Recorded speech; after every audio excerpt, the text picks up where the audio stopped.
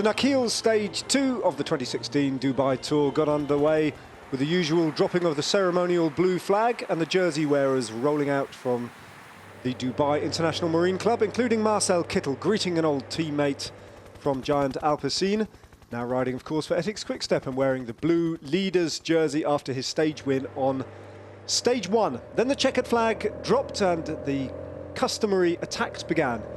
Marcin Biablocki from One Pro Cycling getting away eventually in a group of very experienced riders, a quartet including the 39-year-old Francisco Mancebo joining Biablocki, Dilia from BMC, as well as Koen de Koort from Giant Alpecin.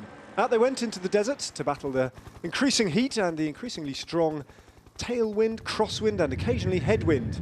3 intermediate sprints out on the road today.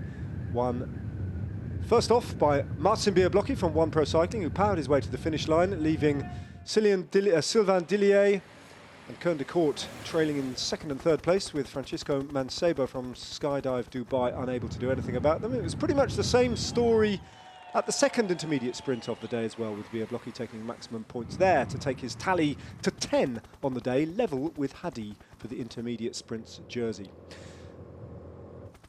Biablocki went on to win the third sprint of the day as well, as that quartet remained clear. Biablocki with 15 points and a maximum tally, unwilling to go with Mancebo when he decided in the closing 15 kilometers to go it alone. Mancebo attacked. The rest of the breakaway, including Biablocki, were swept up. Giovanni Visconti from Movistar took the opportunity to find out what life is like in a sandpit.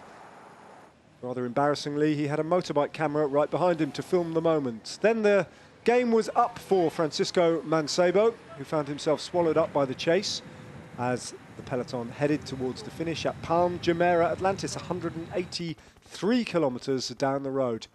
Long, big, wide roads allowed for several lead-out trains to develop. Giovanni Visconti managed to get himself on, and under the tunnel, heading towards the finish line, there was a crash which delayed some of the riders on the lead-out within the final kilometre. Marcel Kittel and Mark Cavendish left out of position by that crash to let things open for Tinkoff, working for Michael Kolar, who looked to have pole position going into the closing metres, but Ben Swift was closing all the time, leading out his sprinter, Elia Viviani, a winner last year on the Dubai Tour, and beating both Italians Sasha Modolo and Giacomo Nizzolo to the finish line today. So Viviani taking the win for Team Sky, his first win of the season. A repeat performance from last year for Viviani. Modolo in second place, Nizzolo in third, and Mark Cavendish right down in 10th place, hampered by that crash. Viviani then takes over the race lead. He will be in the blue leader's jersey going into stage 3. This is how things stands. He's on the same time as Marcel Kittel. Mark Cavendish drops to 5th. Modolo and Nizzolo go above him at 2 and 4 seconds respectively. That's it then. The Dubai Tour 2016 is still up for grabs. It's anyone's race.